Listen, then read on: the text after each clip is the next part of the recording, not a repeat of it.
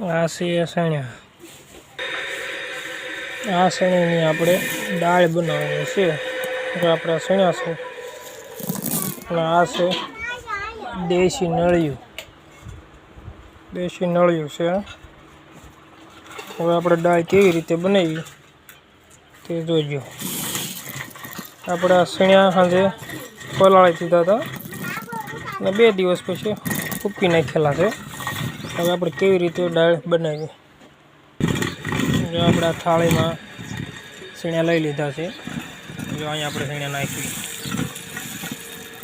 આ સણ્યા નાખી દીધા છે. હવે જો આપણે આવડું આ નળિયું એમાં મૂક્યું છે અને કાંઈ નહીં પોસાય છે, આમાં જ કરવાનું છે. દાળ મળી છે નીકળવા,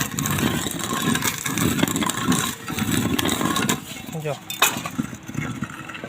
નીકળી ગઈ, આખી દાળ નીકળે છે. એટલી દેશી નળિયામાં તાકાત છે. જો આ અમારે 2 બાળકો જો દાળ બનાવવા બેસી ગયા છે. જો દાળ બનાવવાની છે. જો અમારે બેન જો હાલો બેટા નળિયું ઘસો હવે. હા જો અમારે મળ્યા છે ઘસવા. જો ઘસે છે. હા હવે સહેલી છે દાળ બનાવવાની. બસ બા ઊભી રહી જાય બેટા, નળિયું લઈ લેતો.